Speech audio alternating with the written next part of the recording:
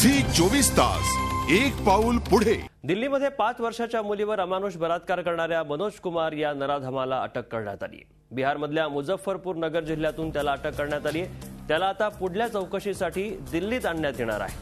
मनोजने या चिमुरडीला तब्बल 40 तास एका खोलीत कोंडून ठेवलं होतं। पीडित मुलीची अवस्था अजूनही चिंताजनक आहे। तिच्यावर नवी दिल्लीतल्या एम्स रुग्णालयात उपचार सुरू आहेत। अधिक माहिती घेऊया आमच्या प्रतिनिधी रश्मी पुराणिक यांच्याकडून। रश्मी, कशी आहे या मुलीची प्रकृती सध्या? नक्कीच पंकज, ह्या चिमुरडीला काल एम्स मध्ये 6 वाजता शिफ्ट करण्यात आलं होतं। तेव्हापासून तिला अर्थात डॉक्टरांचं पहिल्यापासून म्हणणं आहे की तिला संसर्ग झालेला आहे, त्यामुळे इन्फेक्शनची भीती अजूनही व्यक्त करण्यात येत आहे।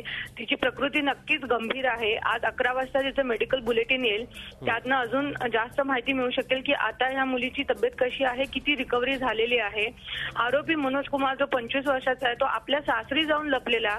नुकताच त्याचं लग्न झालं होतं आणि तो सासरी बिहारला जाऊन लपला होता। आणि काल दिल्ली पोलिसांनी जशी माहिती दिली की त्यांनी 2 टीम्स बनवलेल्या, त्यातल्या टीमने जाऊन मनोजला पकडलं। त्याला 3 दिवसांची रिमांड मिळालेली आहे आणि त्याला दिल्लीला आणण्यात येत आहे। त्याने आपला गुन्हा कबूल केल्याचं देखील सूत्रांचं म्हणणं आहे। त्यामुळे त्याने नेमकं हे असं का कृत्य केलं, इतकं घृणास्पद कृत्य का केलं, नुसता इतक्या छोट्या चिमुरडीवर बलात्कार केला नाही, तिला अजूनही शारीरिक जखमा करण्याचा का प्रयत्न केला, हे मनोजच्या चौकशीमधूनच बाहेर येईल। पण एकच चांगली गोष्ट आहे की ही घटना घडल्यानंतर या आरोपीला पकडण्यात यश आलेलं आहे। पण ती चिमुरडी मात्र अजूनही जीवाची झुंज देत आहे। 11 वाजता मेडिकल बुलेटिन नंतर अजून स्पष्ट होईल की कितपत रिकव्हरी झाली आणि अजूनही इन्फेक्शनचे किती तिला त्रास होण्याची शक्यता आहे। नक्की धन्यवाद रश्मी दिलेल्या सविस्तर माहितीबद्दल। तर ही चिमुकली अजूनही मृत्यूशी झुंज देतीये। 11 वाजता मेडिकल बुलेटिन जारी होईल, त्यानंतरच तिच्या प्रकृतीविषयी नक्की काय ते कळेल। मात्र दरम्यान या प्रकरणातला जो नराधम आरोपी आहे मनोज कुमार, त्याला मुझफ्फरपूरमधून अटक करण्यात पोलिसांना यश आलंय।